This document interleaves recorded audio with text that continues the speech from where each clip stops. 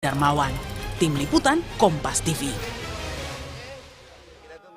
Saudara, meski Jokowi sudah 2 kali diperiksa Polda Metro Jaya, bahkan penyidik juga sudah menyita ijazah SMA dan S1 Jokowi. Pihak Roy Suryo CS masih kukuh meragukan hal tersebut. Karenanya, relawan Jokowi menyebut upaya Roy CS adalah balas dendam politik yang disokong oleh tokoh besar. Sejauh mana kebenarannya dan siapa tokoh yang dimaksud, kita bahas sore hari ini bersama terlapor kasus dugaan pencemaran nama baik Jokowi, Rismon Sianipar, melalui sambungan Zoom. Bang Rismon, selamat sore. Dan ada juga pelapor Roy Suryo CS dari Pradi Bersatu, Ade Darmawan. Selamat sore, Mas Ade. Selamat sore, Mbak Audrey. Sore, ya. Mbak. Saya mau ke Mas Ade dulu. Mas Ade, dalam konferensi pers Anda di Polda kemarin bersama Bang Silvester usai diperiksa penyidikan, ini Bang Silvester bilang nih, ada 3 cluenya. Yang pertama, dendam politik Pilpres 2024. Berikutnya ada kemudian tokoh besar politik di balik ini. Dan yang terakhir adalah mau adu domba pemerintahan saat ini alias Prabowo Gibran saat ini pemerintahannya. Jadi sebenarnya ini mengarah ke siapa sih yang dimaksud? Ya, jadi gini, Mbak Audrey, kalau kita berbicara isu-isu yang dikelola, jadi kalau saya melihat ya, ini pengelolaan isu yang ada saat ini. Artinya kalau dia berjalan sendiri nggak sampai segininya sebenarnya sih. Kita juga secara nalar berpikir bahwa ada yang memanfaatkan isu-isu tersebut. Dengan cara apa? Dengan cara bergabungnya kelompok-kelompok ini menjadi satu. Itu yang pertama. Kita melihat dari segitu. Terus kemudian isu-isu ini dikemas benar. Dikemas betul menjadi sesuatu yang saya rasa bahwa ini tidak masuk akal. Dikemas artinya berarti ada kesengajaan. Kesengajaan, ada upaya-upaya kesengajaan yang saya sendiri, nalar saya itu tidak bisa menerima. Kenapa? Karena gini, kalau terkait ijazah dan ataupun skripsi itu sangat mudah membuktikannya, Mbak Audrey. Ya, gampang banget. Jadi di UGM itu ada Badan Tata Kelola Akademik dan Kemahasiswaan. Nah, di situ UGM itu memiliki itu. Jadi kalau kita orang-orang kelompok mereka ini tidak percaya, kan bisa ngecek ke sana. Ngecek ada apa enggak, terus kemudian dibarengin dengan keterangan-keterangan UGM. Saat ini di Jogja, ini lagi pemeriksaan nih Mbak. Saya barusan tadi dapat komunikasi dari beberapa penyidik di sana. Ini lagi maraton memeriksa pihak UGM itu. Jadi artinya tentu bagian Badan Tata Kelola Akademik dan Kemahasiswaan itu juga ikut diperiksa itu. Nah, itu mudahnya di situ tuh. Nah, tapi kenapa dikemas? Gitu. Kenapa dikemas? Apakah ada unsur kesengajaan dan tadi ada tokoh besar di baliknya? Siapakah ikut masuk bermain? Nah, kalau gitu apakah benar pernyataan tersebut, Bang Rismon? Nanti usai jeda ya Bang Rismon akan menjawab, tetap bersama kami.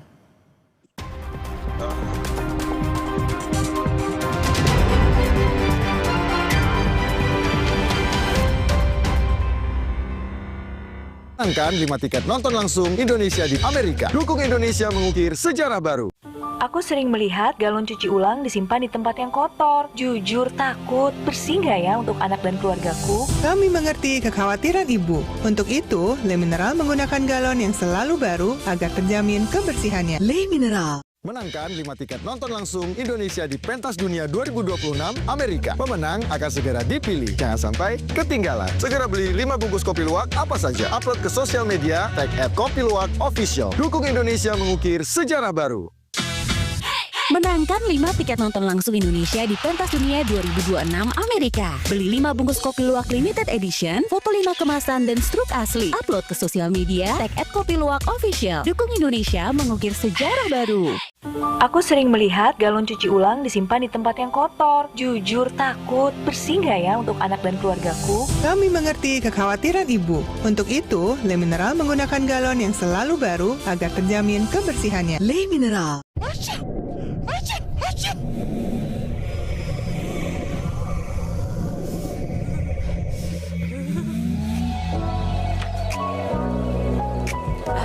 Ultra Flu reda, lega rasanya. Aku sering melihat galon cuci ulang disimpan di tempat yang kotor. Jujur takut, bersih nggak ya untuk anak dan keluargaku? Kami mengerti kekhawatiran ibu. Untuk itu, Le Mineral menggunakan galon yang selalu baru agar terjamin kebersihannya. Le Mineral. Sapa Indonesia Malam Akhir Pekan di Kompas TV. Di tanganmu botol plastik bekas bisa jadi baru lagi. Seperti tas, baju, hingga sepatu ini. Bersama Gerakan Ekonomi Sirkular Nasional Le Mineral, mari mulai kebiasaan baru memilah sampah plastik dari rumah, menyalurkan lewat aplikasi, pemulung, ataupun bank sampah. Sampah plastikmu memberi nilai tambah untukmu dan juga untuk mereka. Dengan langkah sederhana, pisahkan sampah sesuai jenisnya, sampah organik, plastik termasuk PET, kertas, dan kaleng, lalu salurkan. Sampah plastik yang terpilah bisa didaur ulang. Mulai kebiasaan baru dan buat botol plastik bekasmu jadi baru lagi.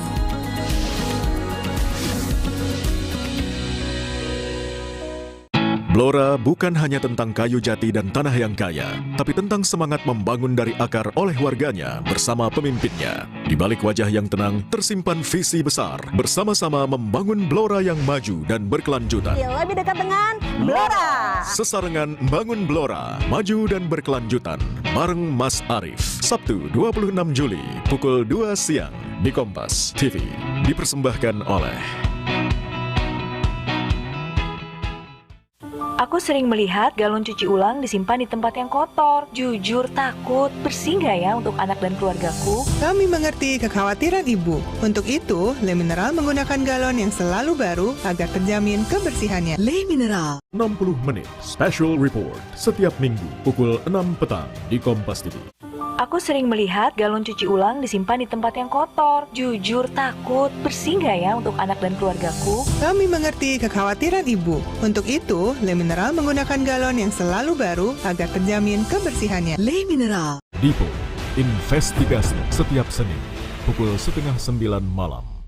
Aku sering melihat galon cuci ulang disimpan di tempat yang kotor. Jujur takut, bersih nggak ya untuk anak dan keluargaku? Kami mengerti kekhawatiran Ibu. Untuk itu, Le Mineral menggunakan galon yang selalu baru agar terjamin kebersihannya. Le Mineral. Menangkan 5 tiket nonton langsung Indonesia di Amerika. Dukung Indonesia mengukir sejarah baru.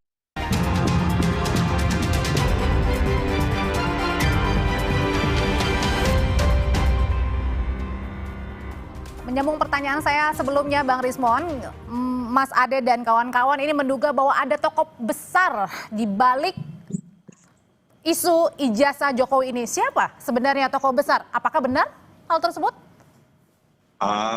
Cemananya Bung Ade dan Pak Jokowi ini manalah ada. Ya, kalau ada tokoh besar berarti saya... Ada yang ngerancang katanya, Bang. Menerima dana dong, ya Rp1 pun saya tidak menerima apapun, kan bisa dicek PPATK atau BIN atau Badan Intelijen yang lain, itu hal yang gampang. Saya penulis, programmer, penulis buku di Amazon, ratusan buku, nggak ada. Saya memang hidup dari royalti. Tetapi kalau dituduh seperti itu silahkan aja diperiksa. Kalau saya sendiri sih nggak ada kaitannya dengan ormas atau organisasi politik atau apapun, atau tokoh politik apapun. Ini memang independen, tanpa bias. Jadi artinya tudingan ijazah Pak Jokowi yang Anda layangkan bersama kawan-kawan ini adalah murni karena keresahan, bukan ada yang menggerakkan? Iya, memang independen, dan nanti pada saat pemeriksaan panggilan akan saya jelaskan semua secara teknis apa yang saya kaji secara ilmiah, dan itu sudah saya presentasikan pada saat gelar perkara khusus. Sayangnya pihak UGM tidak datang hadir di pertemuan itu untuk mendengarkan kami. Kan gitu, Mbak. Jadi ini murni ilmiah. Oke. Bang, tapi ini yang dipertanyakan juga adalah bahwa Anda pergi ke desa KKN Jokowi, kemudian juga menemui dosen Pak Kasmujo. Apakah benar ini menggerakkan sendiri dana-dananya nih? Loh, saya kan menerima royalti dari buku-buku saya, Mbak. Jadi Rp1 pun tidak ada pendanaan dari tokoh politik atau agenda politik apapun. Ya saya ke Ketoyan, ya saya naik mobil sendiri, nyetir sendiri bersama istri, menginvestigasi sendiri, dan kami temukan bahwa tidak ada dokumen apapun yang membuktikan Pak Jokowi KKN di Ketoyan, dan bahkan kami tanyakan ke kepala dusun 1 dan 2 di sana, mereka takut justru bangga bahwa pernah ada masuk. Bang Rismon, kenapa enggak nanyain ke itu aja, Bang Rismon, ke Badan Tata Kelola Akademik Kemahasiswaan UGM, tanyain di sana aja, kan di sana jelas tuh tersimpan database kan mahasiswa UGM pasti tahu lah bahwa ada sistem tata kelola kemahasiswaan UGM kan, tata kelola akademik itu. Nah di situ kan jelas sebenarnya. Terus kemarin saya dapat kabar Bang Rismon ke sana cari sangkatan yang 85 juga, ya kan? Nah, terus terputus tuh pertanyaannya. Bang Rismon saya dengar kabar mendapatkan juga yang tidak ada tanda tangannya loh, ya. Kemarin ada skripsi juga yang ditemukan gitu loh. Jadi jangan sepotong-sepotong lah. Ini buntu terus nih Bang Rismon nih, buntu nih, ya kan? Nah, terus Desa Ketoyan kemarin udah dijawab juga, kan ada. Oke, kita coba dengarkan dulu jawabannya Bang Rismon, gimana Bang? Iya, kami kan kemarin mendapati bahwa perpustakaan Fakultas Kehutanan UGM itu sedang direnovasi ternyata. Jadi Fakultas Kehutanan UGM itu sedang direnovasi. Oleh karena itu kami bergeser ke fakultas terdekat yaitu Fisipol dan Fakultas Hukum. Nah, apa yang dinyatakan Bung Ade itu dinyatakan bahwa tahun 84 itu skripsinya itu memang belum masih dalam revisi. Itu kata petugasnya yang tidak ada tanda tangan tanda tangan ketua penguji maupun anggota dewan penguji. Jadi berarti ada kan Bang Rismon, ada juga yang tidak ada dosen pengujinya kan gitu loh. Bung Ade, itu belum final, itu belum dalam bentuk skripsi, itu masih manuskrip. Itu pun tahun 82 dan 84 yang kami dapati, dan manuskrip yang tidak ada tanda tangan itu masih direvisi, belum dalam bentuk skripsi gitu loh Bung Ade. Iya, tapi kan sudah dijawab sama wakil rektornya Abang ini, nih saya bilangin Bang ya, saya ambilkan ilustrasi Bang ya. Bang Rismon ini ya adalah cucu. Nah, ada 2 cucu nih. Ya, kan Bang Rismon selalu bilang asli loh UGM. Nah, ini ada 2 cucu nih berantem nih.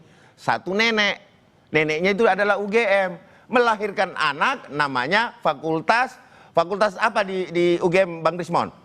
Bang Rismon fakultas apa?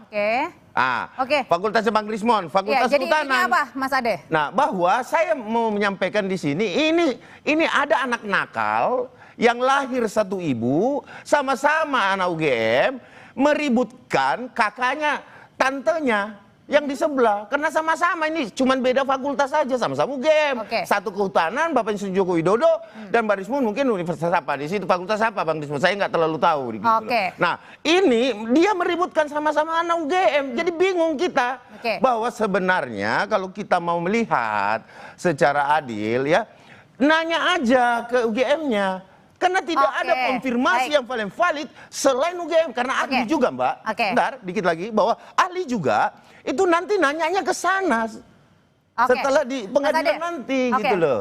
Acuannya di situ. Bentar Mas Ade, kita balik lagi ke tema yang hari ini adalah bahwa berdasarkan pernyataannya Bang Sylvester kemarin ini bersama Anda juga, bahwa katanya ada tokoh politik yang ingin menggoyang pemerintahan untuk kemudian menempatkan anaknya siapa yang paling diuntungkan. Nah ini kalau ini kita tidak bisa langsung menuduh ya. Dan mungkin di sini dugaan-dugaan saja. Dugaannya siapa? Langsung mengarahnya ke siapa? Anaknya ini siapa? Saya tidak bisa langsung menjurus ke sana. Tetapi dengan tampilan saya, mungkin teman-teman Kompas TV dan teman-teman pemeriksa dari Kompas ya seluruh Indonesia sudah melihat tampilan saya hari ini, saya berbaju apa gitu, ya kan? Nah, sisa men-challenge saja, mencari pemikiran sendiri, berpikir masyarakat sendiri, bahwa siapa sih kira-kira dalangnya gitu. Nah, saat ini saya berbaju apa? Nah, itu mungkin salah satu clue yang bisa saya sampaikan.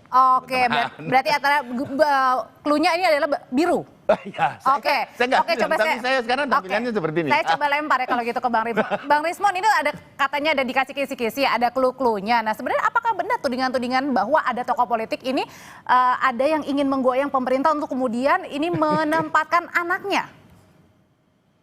Itu Bung Ade itu kan cuma narasi liar dan tidak berdasar ya. Saya bergerak independen, tidak ada yang menyuruh-nyuruh saya harus ke Ketoyan, harus ke KPUD Solo, harus ke perpustakaan UGM, harus ke Humas Polda, itu semua biaya sendiri saya. Iya, tapi tidak disuruh Bang Rismon, cuman disuruh terus lanjutkan perjuangan, kan begitu. Ini masalahnya dugaannya ini ada bukti nggak?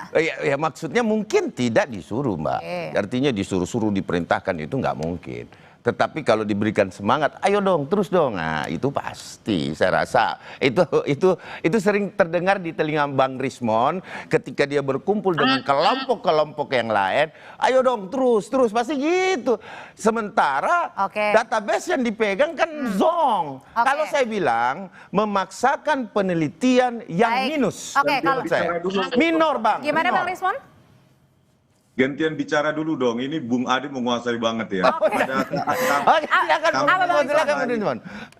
Ketika saya mewawancarai Profesor Sofyan Effendi juga tidak ada yang memerintahkan, tidak ada yang mengatur pertemuan tersebut. Itu murni memang dari aktivis rela agama menghubungi saya, dan itu pun sudah tertunda 2 hari yang seharusnya diatur hari Senin, jadi kami hari Rabu. Jadi memang tidak ada, dan bahkan saya melaporkan Pak Joko Widodo ya 2 laporan itu ke Polda DIY, itu tidak ada yang mengatur, tidak ada yang membiayai, dan tidak ada yang strukturisasi dan ya. Oke, tapi kalau misalnya nih pada saat Anda kemudian melanjutkan, memang saat ini masih berproses ya, tapi dengan Anda mempertanyakan ijazah ini, kemudian apakah kemudian ketika Anda nanti misalnya ada di proses hukum selanjutnya, apakah Anda sudah siap atau merugikan Anda, atau Anda memang sudah siap dengan konsekuensinya? Ya sangat siap, Mbak. Kalau nggak siap ya tidur aja di rumah, kan begitu. Saya kan sedang mengeksersis ya hak konstitusional rakyat untuk mengetahui ijazah yang pernah dipakai. Bukan rakyat, Bang. Rakyat yang mana? Presiden tahun 2014 dan 2019. Karena kami dapati bahwa pada saat di KPUD Solo ya tidak ada berkas verifikasi ijazah Pak Jokowi tahun 2005, dan itu dinyatakan langsung oleh Ketua KPUD sekarang. Oleh karena itu maksud kami bukan untuk memenjarakan Pak Jokowi, tetapi kami mengeksersis hak rakyat untuk mengetahui ijazah tersebut. Gitu loh. Kalau gitu Bang Rismon, untuk perbaikan KPU ke depan sehingga tidak menyisakan ruang gelap untuk calon-calon pemimpin masa depan, begitu, Mbak. Oke, jadi ini murni ya, begitu ya maksud Anda ya, begitu ya. Oke, kalau gitu terima kasih Bang Rismon. Kemudian juga Mas Ade, terima kasih ya. Nanti kapan-kapan kita berbincang lagi ya. Siap. Saya senang sama Bang Rismon ini. Oke, selamat sore semuanya. Oke. Usai jeda,